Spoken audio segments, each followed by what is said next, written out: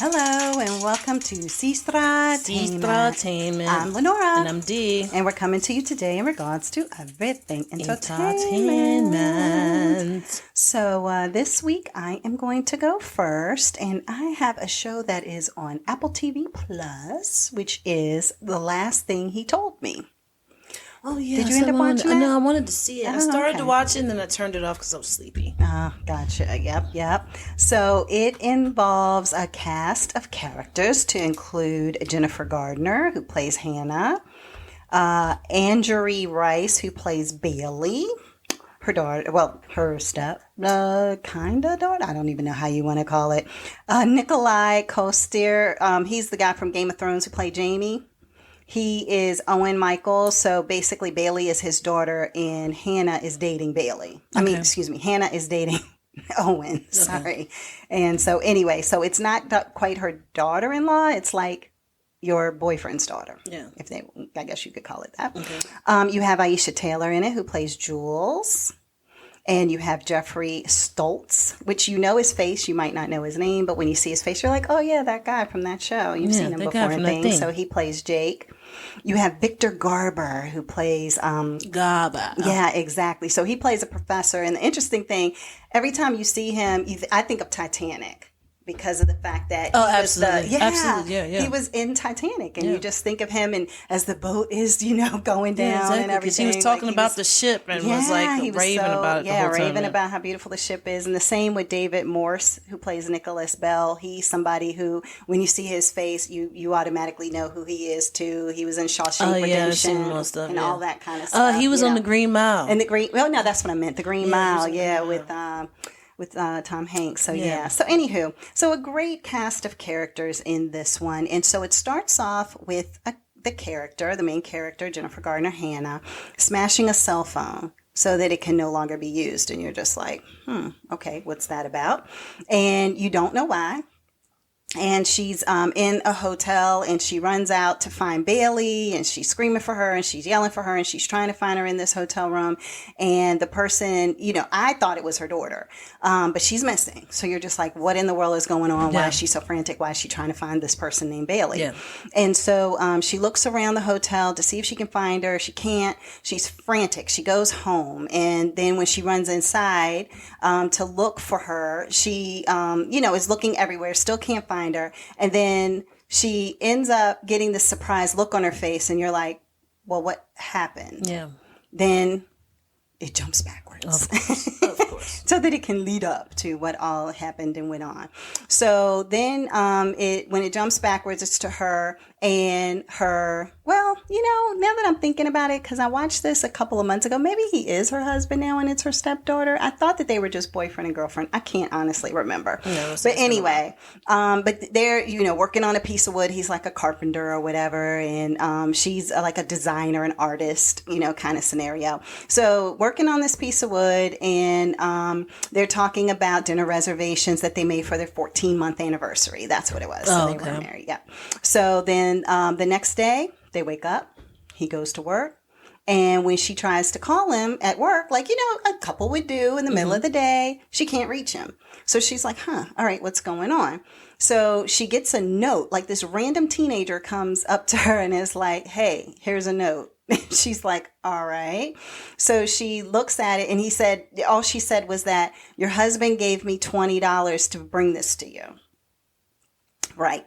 And she's like, all right. So all it has is her name on the outside and the words protect her on the inside of a folded note. And that was the last thing that he told her. That was the last thing he told her in a note. Yeah. So, so she's wondering what it all means, but, she's figuring it has something to do with his daughter, Bailey.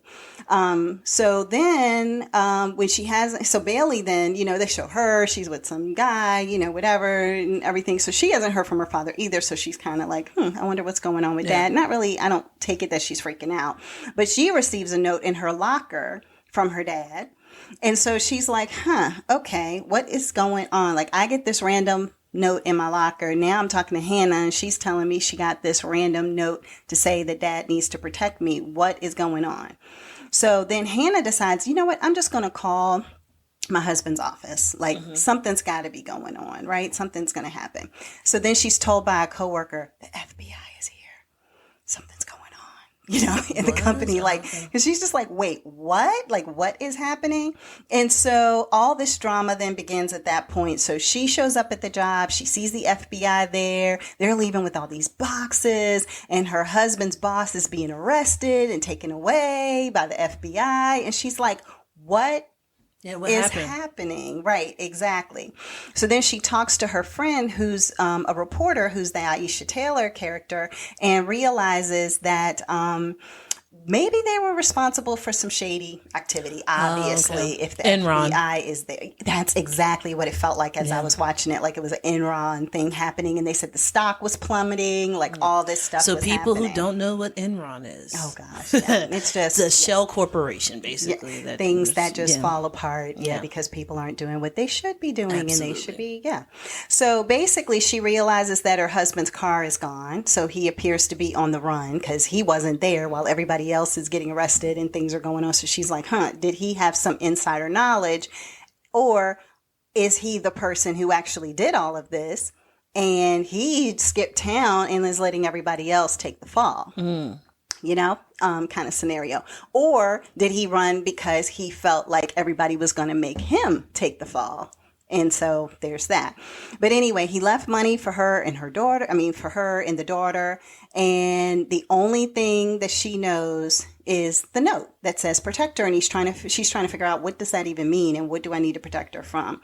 But the U.S. Marshal shows up at her home. It's interesting because the FBI is like, we don't even know why a U.S. Marshal would show up at your home. The U.S. Marshals have absolutely nothing to do with this kind of insider trading stuff. So why is a U.S. Marshal showing up? So then you have that whole kind of dynamic of, okay, what was he involved in that has the Marshals looking for him out of Texas? So her and the daughter go on a road trip to Texas to try to figure out that line of the story. But then also you have her best friend who, is into all that reporting and things like that. So she's trying to uncover some things. And you still are dealing with the FBI, who's looking into things and probably trying to seize everything that he owns, money, assets, things of that nature. So it really just is interesting. It has a lot of twists and turns and different places that everything goes. And, just wondering why he told her the last thing he told her. And was he literally a good guy, or was he a shady individual and character, and she's trying to figure it all out after he goes missing? With the show, like, can you tell what's going to happen? I don't feel like it was extremely it's not one predictable. Of those things where it's like, I already know what's going to happen. Yeah, no, I didn't pick up on. Some things I was like, okay, but I can't recall feeling like, oh yeah, I could see that coming a mile away. No, I think it was pretty good, pretty spot on. Okay. Pretty good. So that is, again, the last thing he told me on Apple TV.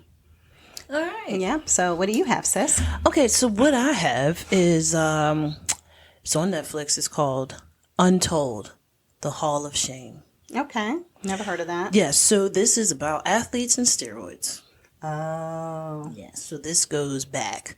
So it starts off with a man named Victor Conti, and he's the man who's talking about, everything that he did, people that he helped throughout, the whole steroids thing that was going on, where it was like, you can't, like, they were saying you can't do steroids, but there was no test to, like, prove who was on steroids. Who was on them. Exactly, Interesting. You just see people beef up and be like, oh, you've been working out. Yeah, but it's like, but the what was it, the MLB? Yeah, MLB.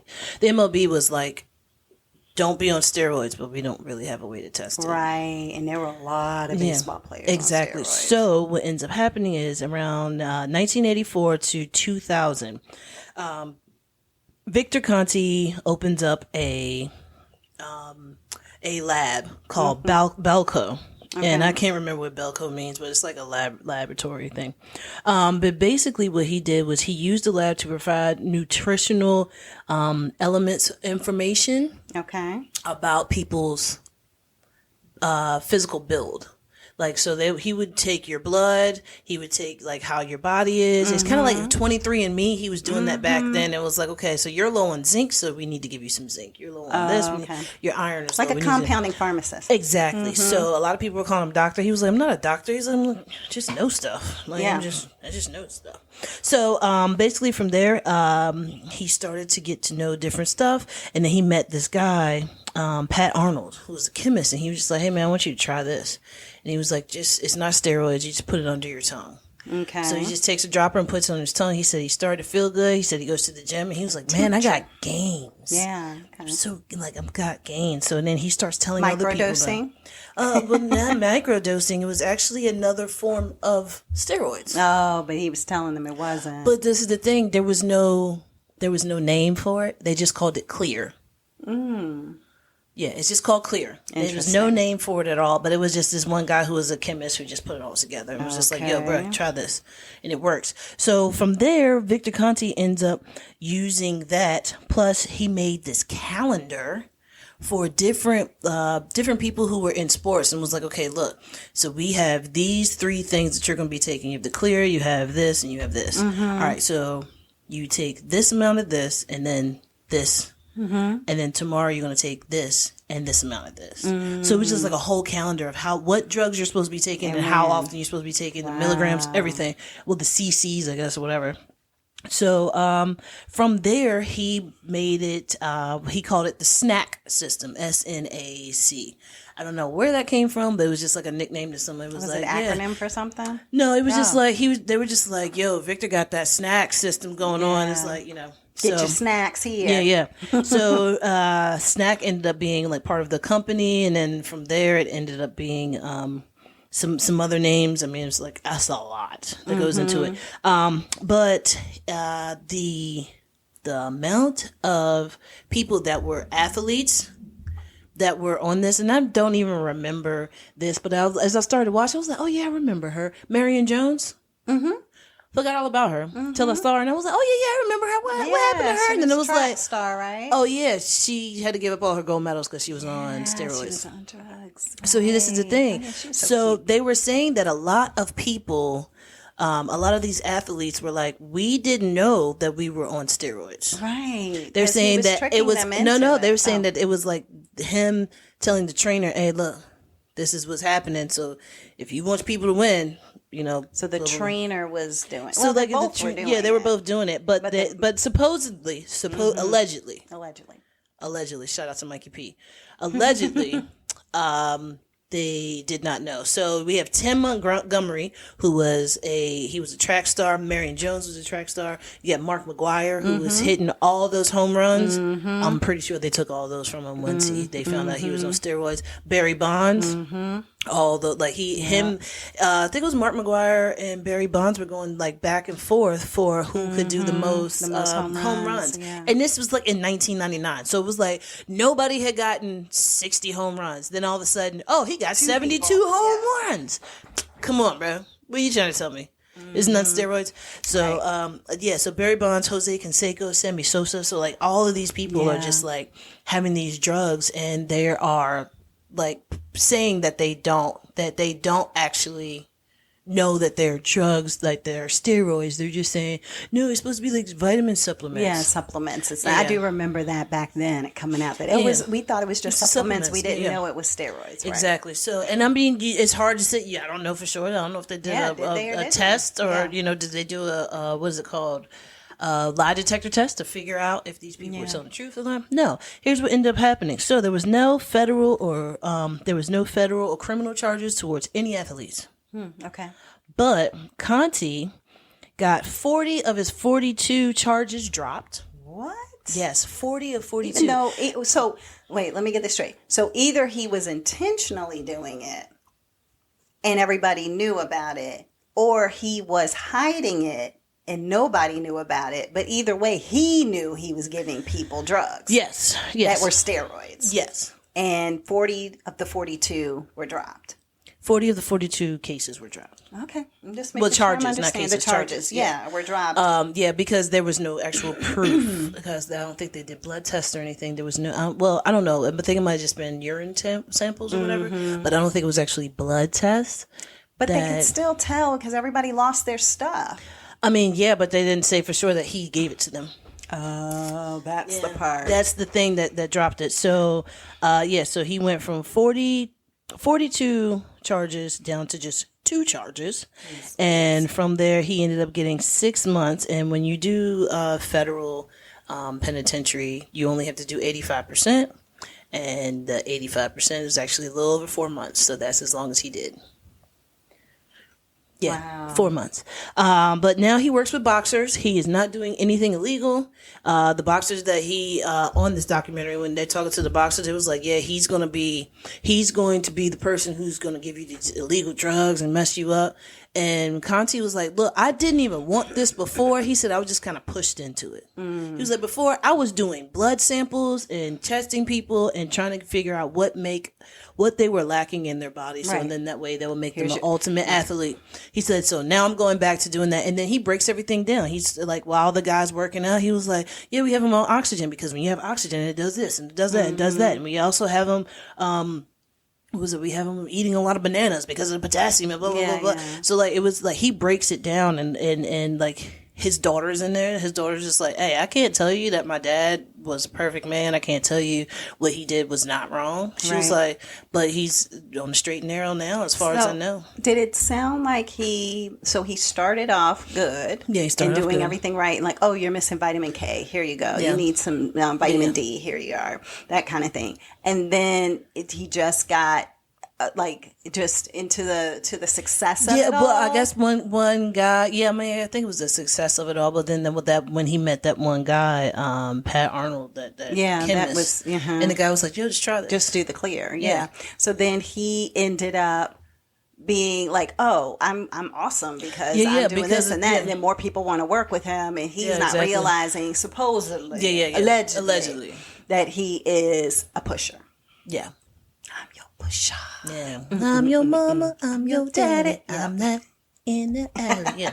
So, but it just goes and talks about that. And I mean, it's really good to watch. I think Untold, it ends up being a whole lot of different series because I think they're also doing the one about wherever Tim Tebow is coaching or helping out at now. Yeah, but they were talking about how one of them is like the new shows that are coming out called Untold. It's all about sports. Mm-hmm. And they were talking about how the football team, they had to stop them from doing certain things because they were basically like hurting each other, almost killing each other. Oh my gosh. For like, it's like we should not be practicing inside of a gym on a mat. And the only thing that I'll have to do is get out of this situation, this round, I guess, I have to get off of the mat. Yeah. And this person has to try to stop me. Yeah. Mm-hmm. And they were just, I mean, when you see the video, there's guys who are just like elbowing the other person in the ribs. People are trying to choke other people out. And I'm like, these are football players. That's crazy. What is the point of doing this? Is it just so you can learn how to get out of a hole or something like that? But I mean, but why is it necessary? Because all of that would be penalties on the field. Exactly. Yeah, exactly. And then if you go to elbow somebody in the rib, you're probably going to end up hitting the corner of their pads anyway and mess up your elbow. So it's like, bro, just chill. But yeah, so Untold, Hall of Shame. Okay. It's on Netflix. It's all about steroids. Gotcha. Steroided up. There you go. All right. What do you have next? So I have a tragic story I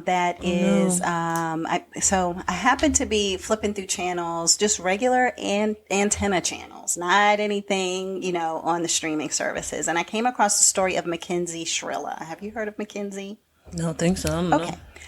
So a couple of years ago, Mackensie was a 17-year-old girl who was dating a, at the time, 20-year-old boy. They started dating like on and off and all this kind of stuff, but Dominic Russo.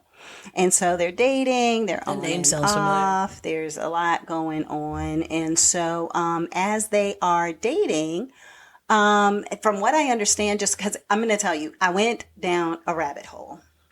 No lie. I can't even believe how much of a rabbit hole I went down into this story. But anyway, so she happens to be they're riding around like 5:30 in the morning, right? And it happens to be that his friend Donovan Flanagan is in the back seat of the car. He's 19. So it was July, actually, I think they're saying it was last year. So, I just knew she was 17 and now she's 19. So anyway, So what happened is that they're in the car, 5:30 in the morning. She steps on the gas and proceeds to go 100 miles an hour and runs into a wall. What? And in the process of doing that, kills Dominic and kills Davian. She also was unconscious, knocked out, ends up in the hospital, and come to find out that it was kind of a murder-suicide situation that she had tried to implement, or whatever you want to say. So then the story unravels. So I'm sitting here looking at TV, right? And I'm just like, oh, court TV. And it happens to be her sitting there crying as Donovan's mom gets up and talks, and Davian's, I think it was Dominic's mom, or maybe Dominic's brother, Davian's mom, like all these people are getting up in front of the judge to say why she does not need to see the light of day again, right? And then her mom gets up there and she tries to tell a story of what was going on with her daughter. Her daughter, this is not who her daughter is. Her daughter loved Dominic, all this.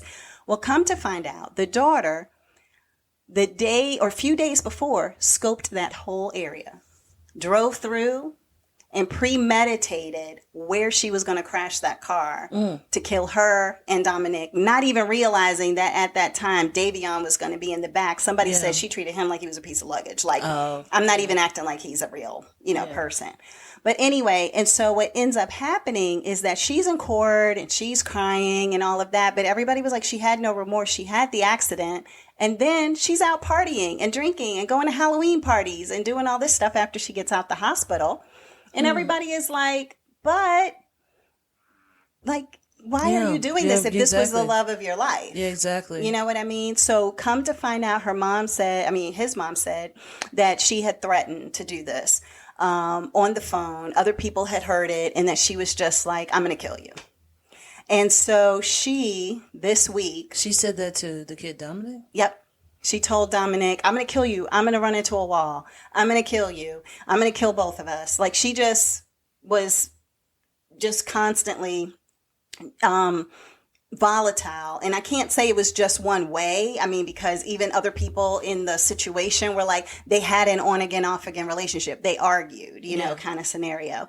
But what ends up happening is that it's, as I'm watching it unfold and different people are talking, and her mom is like, well, the reason that she went to the parties was because we were like, you're young still and you need a little glimmer of life and hope and all of that. So go to the Halloween party, go to this. Like, she didn't choose to do that. We were getting her out the bed and telling her to go to the concert.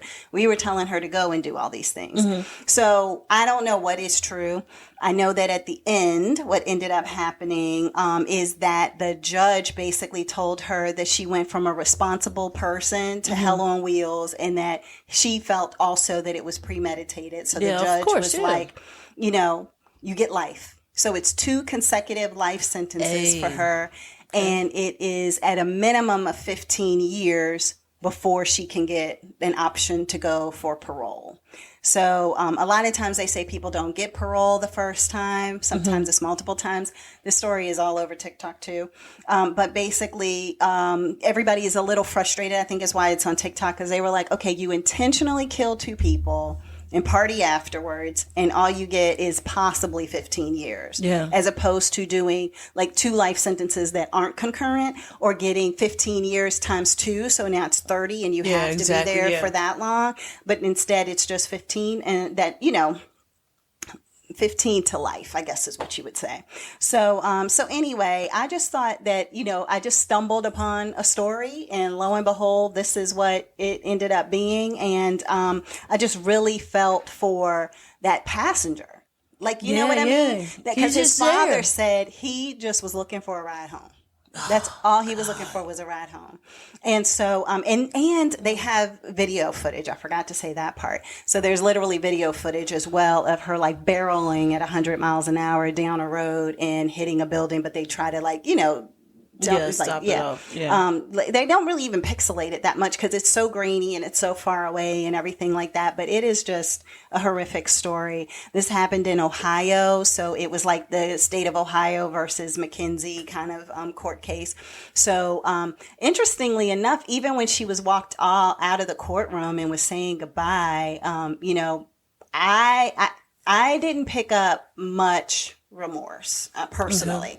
And I did feel like in looking at it for the little bit of time that I looked at it, it was like more tears of, I got not caught even. It was more like tears of, oh my gosh, this is now like the reality, it's reality as opposed to tears of, I didn't care if I died, he died. Somebody, I didn't even care about all of that. I just was like, that's crazy. Yeah. So, and I mean, young people do stupid things. Yeah. You know what I mean? And you're young, you're 17, you're driving a car. There's 17-year-olds who are probably like, I don't want to be passing a whole bunch of 17-year-olds on the road anyway, driving a car. You're just getting used to driving, for the most part. You may have only had your license for a year at most or so. So, but anyway, I just thought this was a very tragic story. But yeah, so she'll be in prison for at least 15 years. Mackensie, Shrilla. That's it. That's all I gotta say. All right. So yeah, it's just a tragic story. So. All right, well, let's put this on an upbeat. Mm-hmm. On an upbeat. Sure. I want to talk about ladies first. So we're going to talk about Ladies First, a story of women in hip hop. Oh, I thought you were getting ready to just talk about MC Light alone. That's Queen Latifah. Sorry. Oh, wow. Okay. No, I don't know why. This was your era. No, you know what's so funny is because I actually was watching something with Dougie Fresh a little while ago. And so therefore somebody was like, oh, if I could see a concert with Dougie Fresh and MC Light, that would be my dream. Oh, okay. And so that's why I think MC Light is in my brain right now. I got you. Ladies first. Queen Latifah. I can see the crown. I mean, you see the whole headdress and everything. The headdress and the koofies. Yes, the koofies. Exactly. So go ahead, continue. All right, so this is on Netflix. It's 4 episodes. I can't remember how long the episodes are. I think they're about an hour. Okay. I'm in the middle of the 3rd episode. So far, it's been really good. So it just talks about how hip hop started. Yep. And how basically how it just grew from there, and the struggle that women had to go through in order to be seen as and how now female rappers are dominating the charts right now. I think it's like all female rappers are dominating the charts. I just like I haven't heard of a new male rapper in a minute, but all I hear is new female rappers every day. Do you know such and such? Who? I was like, who are these people? Yeah. And but I'm just saying, I can't but say that I'm a fan of many of them, though. Yeah. It's like, what are you talking about? What are you wearing? What's going on? But anyway, but it's a whole different thing. Well, so, and you know what? They actually go touch in the base a little bit about that. So remind me to talk about that. So with this, it starts off from, it goes from, why can't I remember her name? But it was a lady who actually took the Sugar Hill Gang and put them on wax. She is the one who actually was like, "Hey, you guys, y'all are gonna put what y'all saying on like music, and like it's gonna work, and it's gonna be a song, and blah blah blah blah blah." I can't remember her name. I think it was like Sherry Robertson or something like that. Okay. And it starts there. Gotcha. And then from there it goes into Shy Rock, it goes into Roxanne Shante, MC Light, Queen Latifah, Yo-Yo, Rod Digger, Lil' Kim, Foxy Brown, Remy Ma, Da Brat, Missy. It goes like all the way down to like the new artists like, Flo Milli and all of them. Oh, Sylvia Robinson. Mm-hmm. Yeah, that's what it was. I knew it was an S and I thought, I couldn't remember. But yeah, so basically when it's talking about this, it breaks it down and it talks about how these women basically were like, like they were talking about when they first heard Sugar Hill Gang, they was just like, like I can do that. Yeah. And like they're like growing up in the heart of where, hip hop is starting. So, and then therefore they're just like always in there and like they're always around it. So MC Light talks about how actually Roxanne Shante talks about how she was like 13, 14 and there was I think it was a competition. It was a competition and she said her mom always had her back. And she was like, "Ma, look, I need $50 for this competition. You know, we can get this money. Yeah. I can win." And her mother was like, "Are you sure?" Mm-hmm. She was like, $50 is a lot right now. Yeah. And she was like, "Ma, I'm gonna bring back the winning, the winning trophy, prize." Yeah.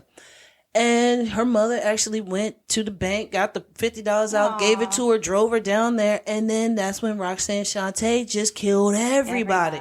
And then the crazy thing is like all these guys were trying to sexualize Roxanne Shante and like make her like everything was like suck my D and blah blah blah blah blah and stuff like that. So everything was very sexual. It's like she was like, "I'm 15, bruh.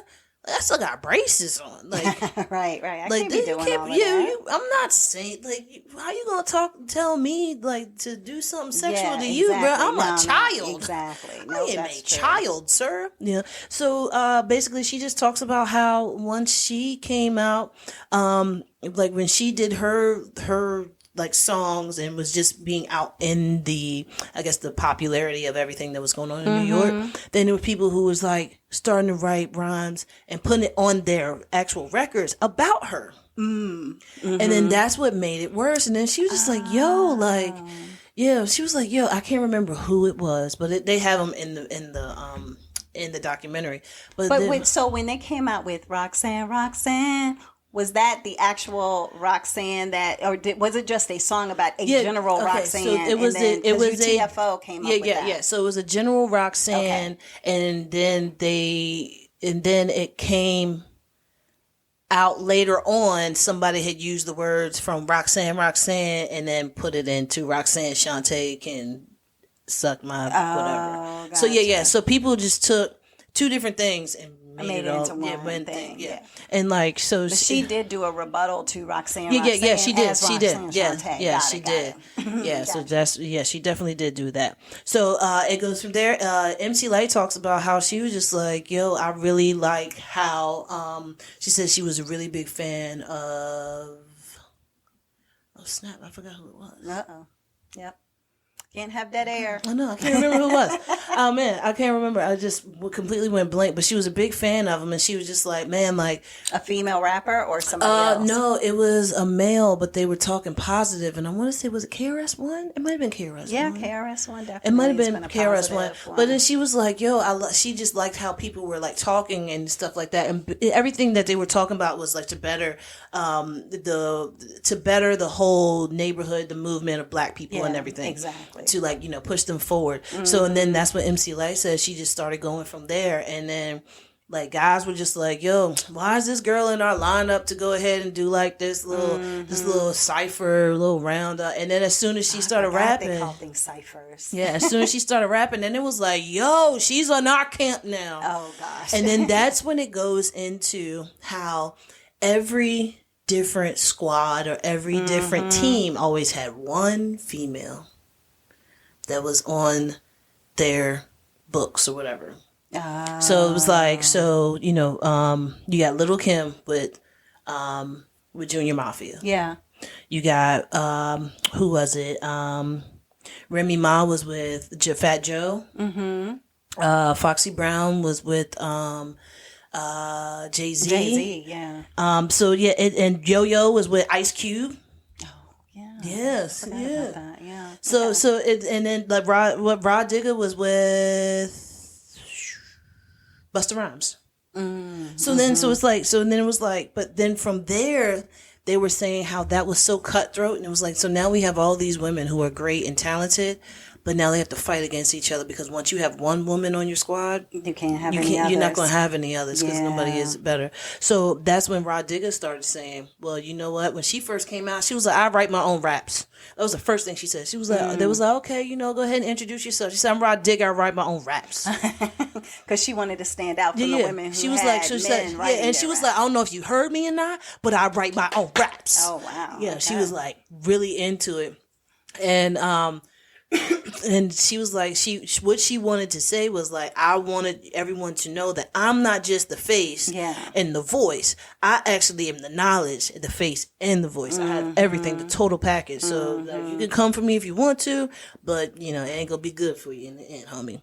So and it goes like Yo-Yo. She starts talking about her thing with Ice Cube, and Ice Cube had said something about in one of his songs. He said, I got a down ass bitch on my team, and then she was like, hey, yo, you're not gonna call me that. And he was like, no, I don't mean it that way. She said, yeah, I don't care. You still not gonna call me that. And he was like, all right. So and then they was on, I want to say Apollo or something like that. And he was like, I got a down ass girl on my team. You know what I'm saying? So she was like, she said he didn't change the words until they were on that stage. Oh, really? Oh, wow. Yeah, that's when he changed it. She said then he had changed it up. That was out of respect. exactly. And then, you know, it starts to break it down into how the fashion and everything was. So they have the fashion designer, I can't remember her name, so she's on there. She actually talks about how she gets in with Little Kim and different artists, and like somebody was like, oh man, that outfit is hard, but just it was Missy. Missy said to her, yo, Kim can pull off anything. Like, she can walk around with one titty out. Ain't nobody gonna say nothing. And what does that lady do? She said, yo, that would be really smart. Yeah, let me go do and that. She makes an outfit where Little Kim has one boob out with the pasty on. And she was like, I was trying to make it as classy as possible. Yeah. She was like, but then, you know, she was like, but then, I mean, it ended up working. Yeah. It ended up working. It is memorable. I'm sure a lot of people listening are like, oh, I remember that outfit. I might not even remember her name was Little Kim, but I know that outfit. Yeah. Because it was like the MTV Awards. So then they were saying like some of these young rappers that are now more sexualized and everything, if it wasn't for the Little Kims and the Foxy Browns and everybody else who went ahead and talked about their sexuality. It was like, why is it that guys can talk about everybody that they sleeping with, but women can't do that? Women can't talk about what they want, so it's a double standard. So they went into that, and then they were like, well, I mean, if guys could walk around with their shirt off showing their abs, why can't we walk around with a bikini on showing off our assets? You know? So she was saying, like, if it wasn't for me doing that with Little Kim, it wouldn't have you wouldn't have Cardi B, or you wouldn't have Cardi B on the WAP video where she had the whole cheetah print out and then her breasts were out with just pasties on, or the Megan Thee Stallion. You wouldn't have any of that. She was like, so if you know how she basically started that. So I thought that was kind of cool. It also goes into the brain of Missy Elliott. How do you even get into the brain so this of is Missy the thing. Elliott? So how they end up going into it is there's a rapper named Tierra Whack. She's awesome. I really likes her. She how she does stuff, and when we're done, I'll show you the video. So you can go and look it up. It's Tierra Whack. It's a project. I think it's called Whack World.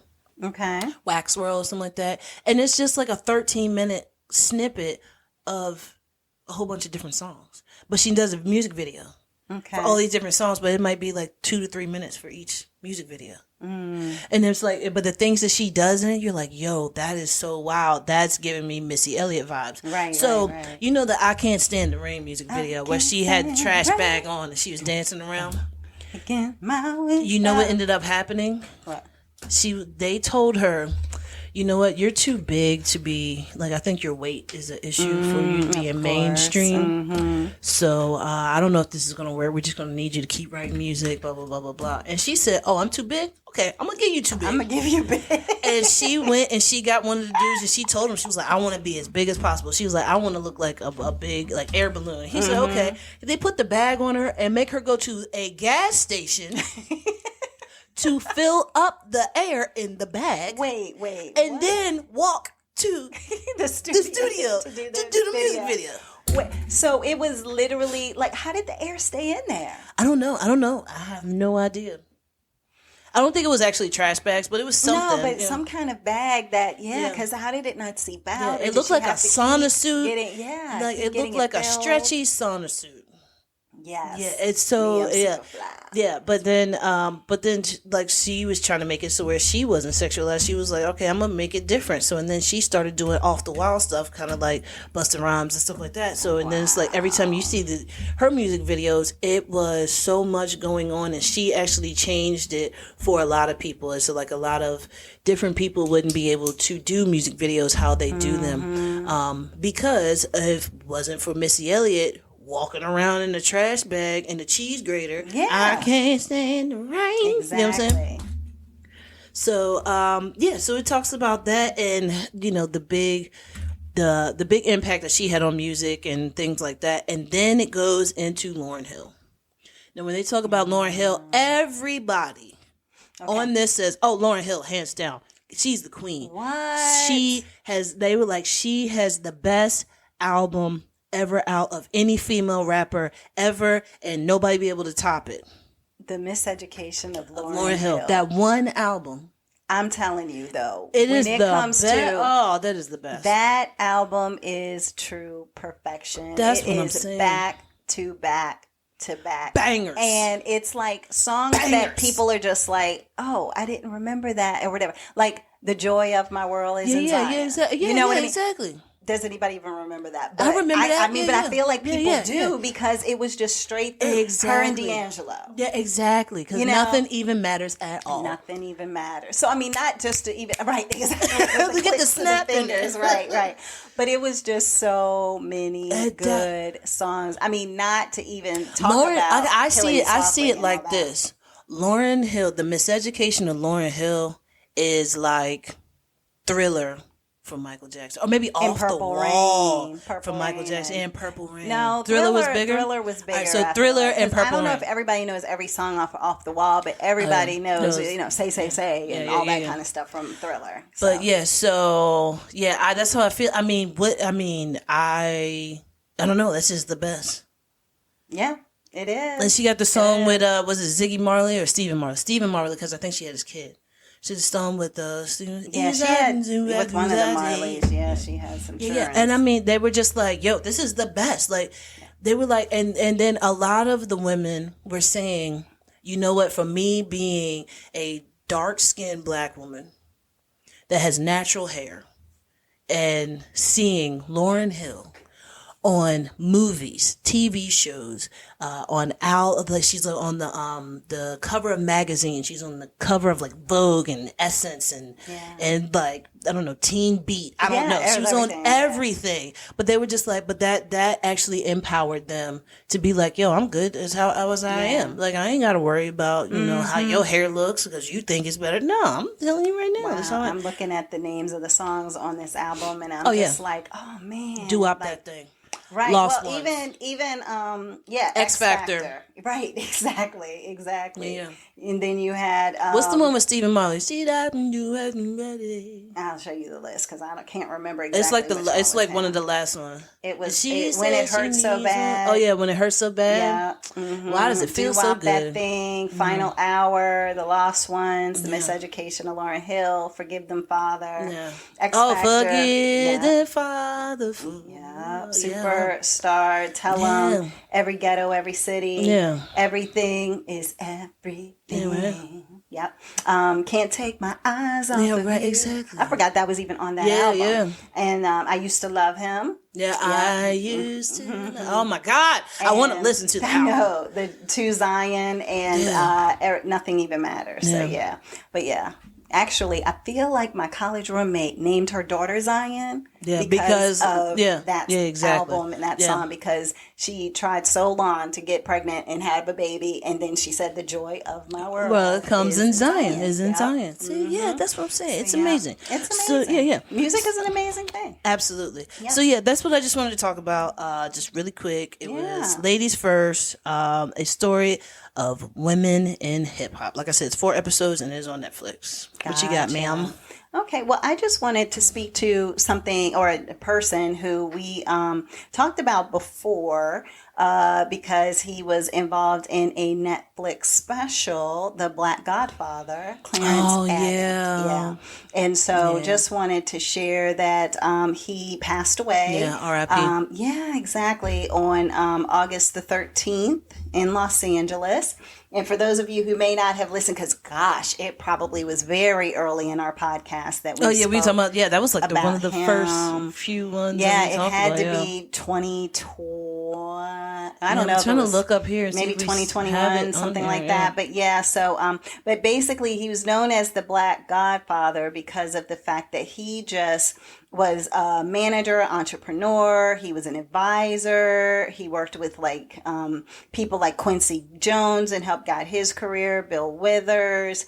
He even worked with people like Snoop Dogg and Diddy and Lionel Richie and the list just goes on. I don't think there's anybody that he didn't work with. Oh really. My gosh, it just seems like it was literally everybody, and a lot of people with Motown, just everybody. Yeah. And so if you haven't watched that documentary, I would definitely say that would be a good one to check out.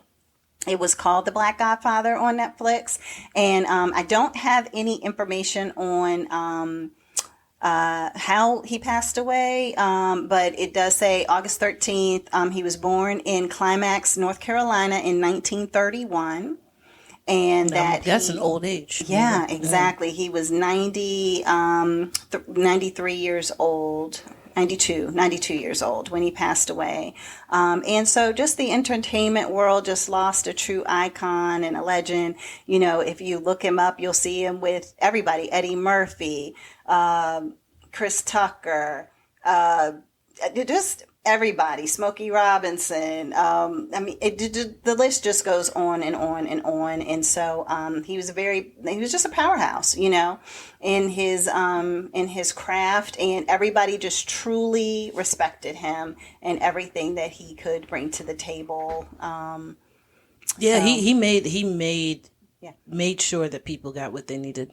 Mm-hmm. Exactly. He pushed for them. He's like, hey, no, you ain't getting that. Don't sign that. Come on, let's go over here and we're gonna go talk to these people, and then we're gonna figure out which deal is better. You know what? I got some lawyers. Come on over here. And let's do this. Yeah. He could be the person that could go in the room and make things happen. Yeah, and he would say, "Bring your contracts to me. Let me look them over. Let's make sure that this is on the up and up. That you're getting your fair share. That you're getting your cut. If you're not, he would be your advocate and push for you to get exactly what you were supposed to get from that deal or that agreement." Some people had said, "I wish I knew of him earlier so that I would have done the right thing." You know, but for the most part, if you knew, you knew. And we didn't know because we aren't in the industry. Yeah, we're not in the music industry. Exactly. So how are we supposed to know So you had no idea who this gentleman is, but he's just an overall powerhouse, and it didn't matter, his race or anything. He was able to, think about it, him being born in 1931. Yeah, exactly. And him being able to just go into these major studios. He's at the Rock Nation brunch. Right, he was at everything. He's at like, everything, Capitol Records and, Arista and all those everywhere, things. And he was just making moves and making things happen for minorities in, the music industry. And so rest in perfection to Clarence Avant. Absolutely. And, so I just wanted to acknowledge that passing. And that's what I have for right now. Unless, I can go into something else, but I was like, you know another what? hot topic? I only got one more thing. We got some time. Yeah, other thing. Let's talk. Hey. Look, we're messing up everybody's eardrums. Sorry, guys. The other thing that I could talk about is the toys that built America. Absolutely. So, everybody knows about Barbie and it being the #1 movie of the world or something like that. Not just for this summer, but it seems like it's breaking box office records left and right all over the world. Yeah. And so I happened to have been on a flight and I had seen, you're just looking. You don't know what you're going to find, but you're just looking. And it happened to say this thing about toys that built America. And I was like, all right. Yeah, so is it on Netflix? It was. The interesting thing is I watched it on the flight, so I have no idea where you can catch this show. I watched it, I feel like. It could be on Netflix or Hulu or something like that, but yeah. Oh wait, Toys That Built America. Yeah, I got it right here. And what is it on? The History Channel. Oh, well, all right. So maybe I didn't watch this one. Yeah. I watched the Toys That Made Us. Oh, the toys that made us. Okay, got it. Well, I don't know. Maybe no. I think No, they're mine two different ones. Yeah, one was the in Toys That Built 2017 and America. one was in 2021. Yeah, mine's looked old, so it must have been 2017. No, yours was 2021. Oh, that was 2021. Oh, maybe maybe the footage. The footage, I think, is just Looks old older. because it's the nostalgia, Right, exactly. So, so I watched one particular show, and I don't know, maybe in the future I'll talk about some of the other ones because I found them very fascinating. But basically, it's toy companies, different things that toy companies come up with, and so for the most part, you had Hot Wheels, for example. They had a TV show. And the interesting thing is that when Hot Wheels had the TV show, I think they were created by Mattel.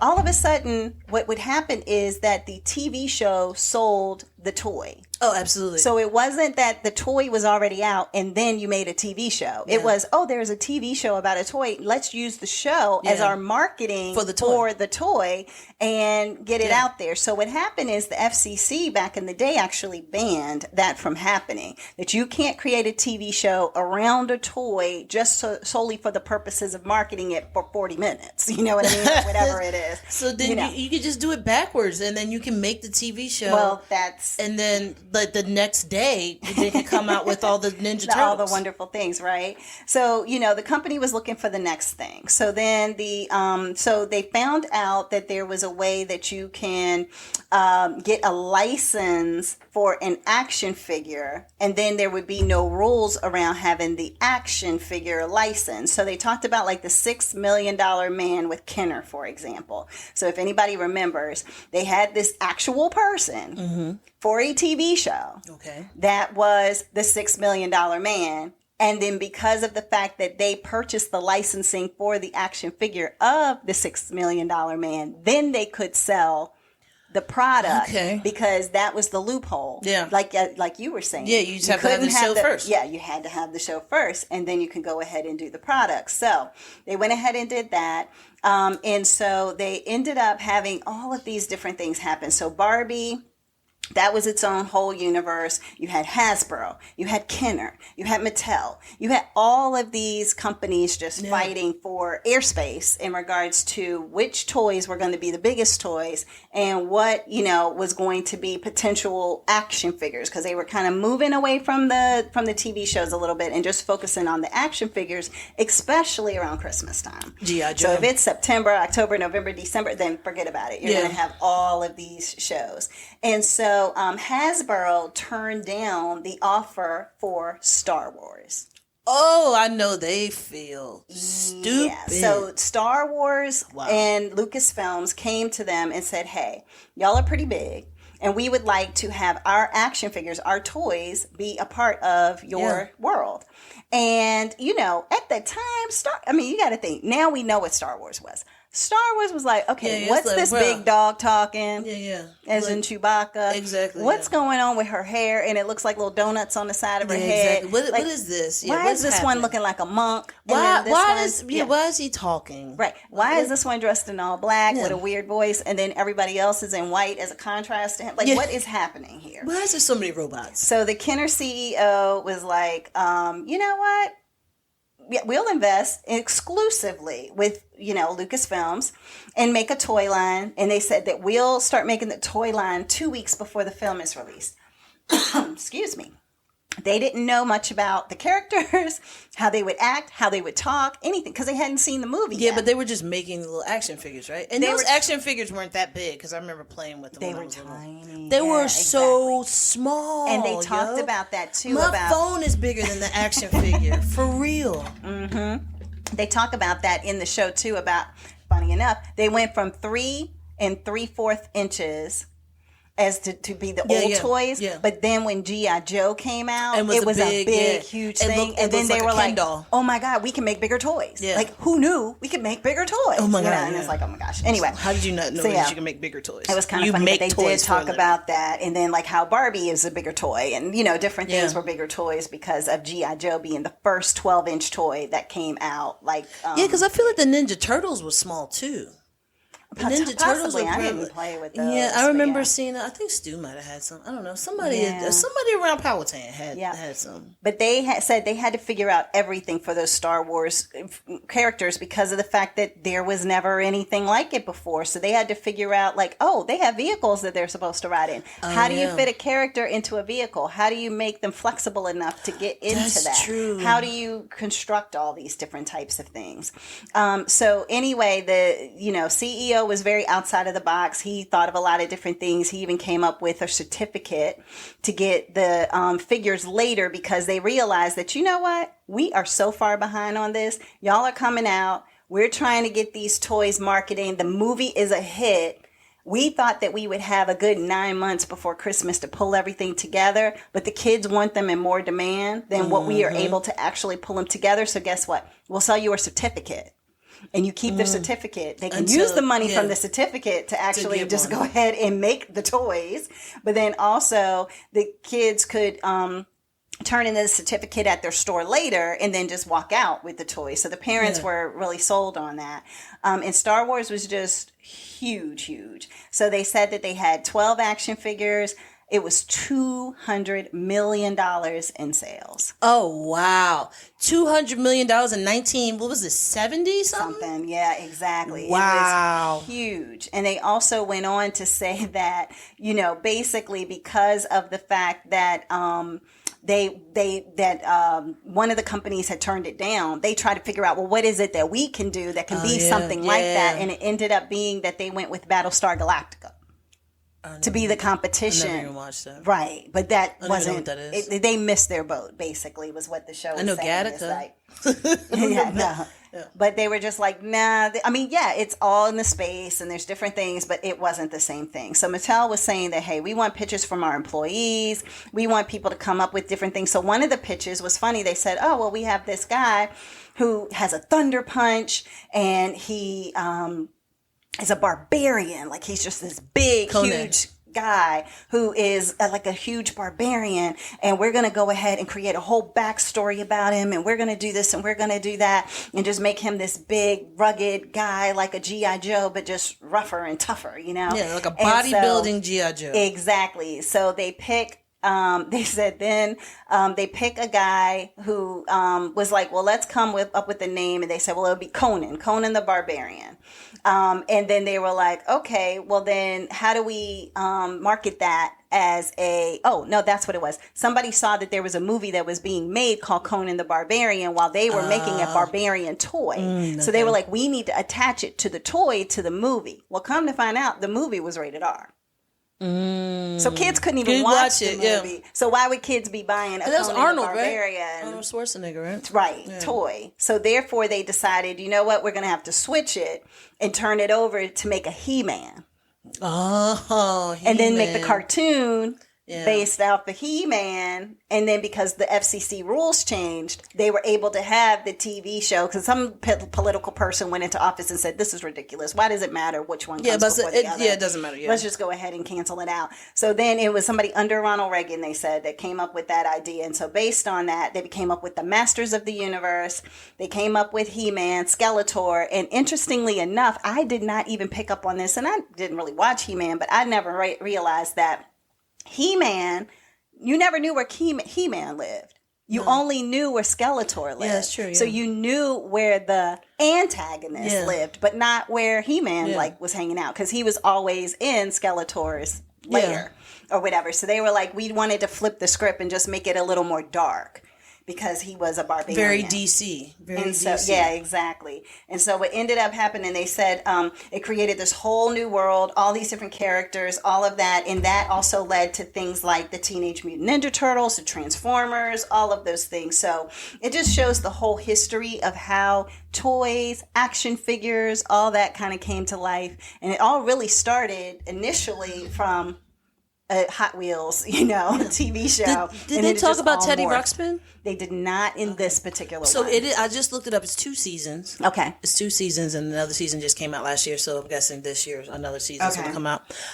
But so I was listening to a podcast, and it was will.i.am who was talking. He was talking to Keke Palmer. Okay. And he was talking about how he knew he wanted to do music. Okay. And he said, my sister had a Teddy Ruxpin. Mm-hmm. And I learned how to take a tape and record over it. Okay. And he said, Ma, look, Teddy Ruxpin is rapping. And put in the tape of him rapping. And Teddy Ruxpin's mouth is just moving to Will I Am. Tape? Yeah. What? She was like, Willie, what is you? You don't need to take that to show and tell and show your friends. So yeah, so he was just talking about that. It just made me think about when you were talking about the toys. Yeah. But he was talking about that. He was like, yeah, I mean, like, that's how I knew I like music. He was like, I always asked my mom for a Casio, never got it. He said, so my sister had a Teddy Ruxpin though. So he ended up turning the Teddy Ruxpin into his studio. Yeah, exactly. Yeah, the Teddy Ruxpin like was he's going to be exactly who I want him to be, which is a rapper. Exactly. So, right. there you go. Yeah. So, but anyway, everybody, that is it for this week's episode of Sestra-Tainment. We hope you all have a wonderful upcoming week and take care. Bye.